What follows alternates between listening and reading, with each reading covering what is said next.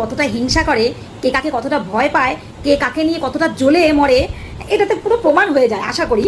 মানে এটা দেখে বোঝা যায় যে কতটা ভয় পেয়েছে। মানে নাটক অভিনয় আর ভালো মানুষই সাজতে সবাই চায়, মানে ভালো সাজবো, ঠিক আছে, ওপরে ওপরে ভালো সাজবো, ভিতরে কলকাটি নাড়বো আর ওপরে ভালো সাজবো। এটাকে হয়তো বলা হয় গা জোয়ারি করা, জোর জুলুম করা। কেউ যদি ওনার দায়িত্ব নিতে চায় সেখানে গিয়ে আগ বাড়িয়ে, মানে সেই ভাইয়ে ভাইয়ে হিংসা, বনে হিংসা, এরকম মনে হচ্ছে না? আর কাল আবার লাইভে ধমকিও দিয়েছে যে বাড়ি থেকে বের করা বন্ধ করে দেবে। কেউ কি এটা পারে? এটা কি একটা মাননীয় মুখ্যমন্ত্রীর শোভা পায়? একজন ভালো মাননীয় মুখ্যমন্ত্রীর মুখে এটা শোভা পায় কি? কাউকে ধমকি দিয়ে, যথেষ্ট আপনার থেকে বড়, আপনার থেকে যথেষ্ট উনি বয়সকে বড়, 72-73 বছর বয়স ওনার, উনি প্রাক্তন মুখ্যমন্ত্রী, সে যেমনই কাজ করুক সেটা পরের কথা। আগে হচ্ছে উনি প্রাক্তন মুখ্যমন্ত্রী এবং আপনার থেকে বয়স্ক, এবং কি আপনি ওনার কাছেই শিক্ষায় শিক্ষিত হয়েছেন। পার্টি আপনি আগে ওনার কাছেই করতেন, ঠিক আছে? কিছু বছর হয়েছে আপনি বিজেপিতে ঢুকেছেন, তার আগে আপনি তৃণমূলেই করতেন। তো এখন আবার নিয়ম হয়েছে অন্যায় আপনাদের সম্বন্ধে কিছু বললেই সেটা অন্যায় হয়ে যায়, আপনারা জেলে পড়ে দেবেন, আবার বলছেন 12 মাস জেলে থাকতে হবে, ঠিক আছে, কোনো অসুবিধা নেই। কিন্তু একটা কথাই আমি বলতে চাই সরকারকে, জোর জবরদস্তি, জোর জুলুম, ধমকি দিয়ে কাউকে ভয় দেখিয়ে কখনো ভালো থাকা যায় না বা ভালো করা যায় না। একটা জিনিস জানবেন, হ্যাঁ, এই যে নিয়ে এসছে এনাদেরকে, কাল যেহেতু মমতা বন্দ্যোপাধ্যায় বলেছিল যে ওনাদের দায়িত্ব নেবে, তো আজকেই তাদেরকে ডেকে নিয়ে এসছে তাদের উপকার করার জন্য। তাহলে সেই দিন তাহলে কোথায় ছিলেন আপনারা? কোথায় ছিলেন এতদিন? বলছিলেন সিপিএম কোথায় ছিল, উনি যখন 50 বছর ধরে আছে। আবার অগ্নিমিত্রা পাল বলছে ওনার বাড়ি আছে, যাচ্ছে না, রাস্তায় থাকছে। আবার এই ভদ্রমহিলা, এই বয়স্ক যে গরিব মানুষ, সে রাস্তায় থাকছে, ফুটপাতে যে ভদ্রমহিলা ছিল, ইনি বলছে ওনার বাড়িঘর কিছু নেই, কিন্তু অগ্নিমিত্রা পাল বলছেন যে ওনার বাড়ি আছে, ঠিক আছে। যাই হোক, তা যখন মমতা বন্দ্যোপাধ্যায় দায়িত্ব নিতে চাইছে, তাতে এত তড়িঘড়ি কিসের? এত তড়িঘড়ি করে ওনাকে ডেকে আনছেন কেন? সেই দিন এরকম করে মানে এক থালা ভাত দিলাম খেতে, দিয়ে আবার এক লাথি মেরে দিলাম, সেটাকে মানুষের উপকার করা বলে না, ঠিক আছে?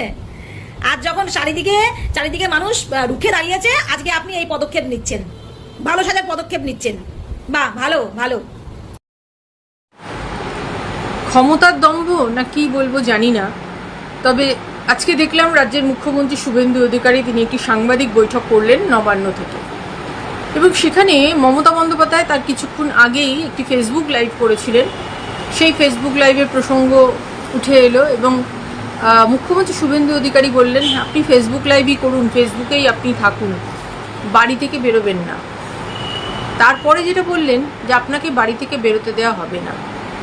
দেখুন, বাড়ি থেকে বেরোবেন না, ফেসবুক লাইভ করুন ইত্যাদি এ সমস্ত কথা বলে মমতা বন্দ্যোপাধ্যায়কে কটাক্ষ করছেন, ঠিক আছে, তিনি করতেই পারেন। তিনি মনে করছেন যে মমতা বন্দ্যোপাধ্যায় তিনি এখন প্রাক্তন হয়ে গেছেন, তার আর বাড়ি থেকে বেরোনোর প্রয়োজন নেই, এবং তার জন্য তার অনেক যুক্তিও আজকে শুভেন্দু অধিকারী দেখিয়েছেন।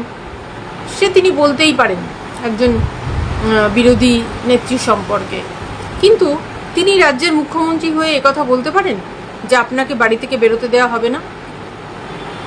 আসলে শুভেন্দু অধিকারীর কাছ থেকে না এই জিনিসটা আশা করা যায় না।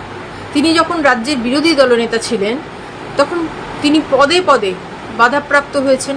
কোনো জেলা যাবেন, কারোর বাড়িতে হয়তো দেখা করতে যাবেন জেলাতে, তাকে যেতে দেওয়া হয়নি, অনুমতি দেওয়া হয়নি। তিনি হয়তো কোনো সভা সমাবেশ করবেন, তাকে অনুমতি দেওয়া হয়নি। আর বারবার তাকে কোর্টের দ্বারস্থ হতে হয়েছে, কোর্ট থেকে পারমিশন নিয়ে তাকে সভা সমাবেশ করতে হয়েছে। কি কোথাও হয়তো কোনো কেউ মারা গেছেন, তার দলেরই হয়তো কেউ মারা গেছেন, তিনি সেই জেলায় যাবেন, সেই দলের কর্মীর বাড়িতে, তাকে আটকে দেওয়া হয়েছে, পারমিশন দেওয়া হয়নি। এই সমস্ত অভিযোগ উঠেছে, আমরা দেখেছি বারবার, এবং শুভেন্দু অধিকারীকে কোর্টের পারমিশন নিয়ে যেতেও আমরা দেখেছি। এবং সেই সময় আমরা তীব্র সমালোচনাও করেছি যে কেন একজন রাজ্যের বিরোধী দলনেতাকে এভাবে আটকানো হবে প্রতি পদে পদে, কেন তিনি তার ইচ্ছা মতো কোথাও যেতে পারবেন না, তিনি তার কাজ, তিনি তার প্রচার কেন করতে পারবেন না। আর আজকে সেই শুভেন্দু অধিকারীর গলাতেই সেই একই টোনে একই সুরে কথা বলতে শুনলে তাকে অবাক তো হবই।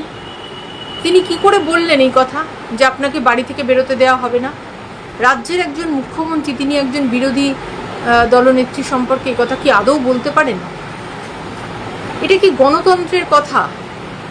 যে ঘটনাগুলো তৃণমূল কংগ্রেসের রাজত্বে ঘটেছিল, আর তার জন্য মানুষ বিরক্ত হয়ে তৃণমূল কংগ্রেসকে কার্যত ছুঁড়ে ফেলে দিয়েছে এবং বিজেপিকে নিয়ে এসছে, আর আপনি সেই সরকারের প্রধান, আপনি মুখে বলেন অন্তত পক্ষে যে আমি যা এরা করেছে আমি সেটা করব না, অথচ আপনার মুখ থেকে এই কথাগুলো কেন বেরিয়ে আসে, এটাই ভাবতে খুব অবাক লাগে।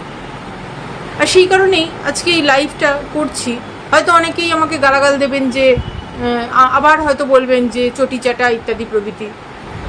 আসলে এটা চটি চাটার বিষয় নয়, বিষয়টাকে তৃণমূল বা কংগ্রেস অথবা বিজেপি এইভাবে দেখাটা সমীচীন নয়।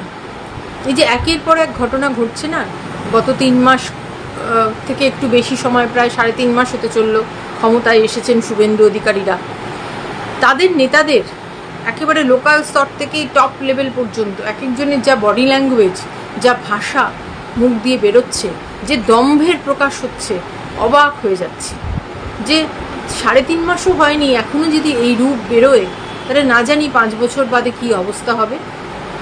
এবং সবথেকে বড় কথা, দেখুন রাজ্যের একাধিক মন্ত্রী, দিলীপ ঘোষ থেকে শুরু করে অগ্নিমিত্রা পল, তারা এক একজন যে টোনে যেভাবে কথা বলছেন, যেভাবে হম্বি তম্বি করছেন, তারা কি মনে করছেন যে মানুষ তৃণমূল কংগ্রেসের উপর বিরক্ত হয়ে তারা যে হম্বি তম্বি দাদাগিরি তোলাবাজি এই সমস্ত করতো, সেগুলোর জন্য বিরক্ত হয়ে তাদেরকে ভোট না দিয়ে বিজেপিকে ভোটটা দিয়েছে, যাতে বিজেপি আগামী 5 বছর তোলাবাজি দাদাগিরি গলাবাজি করতে পারে, সেই জন্য ভোট দিয়েছে?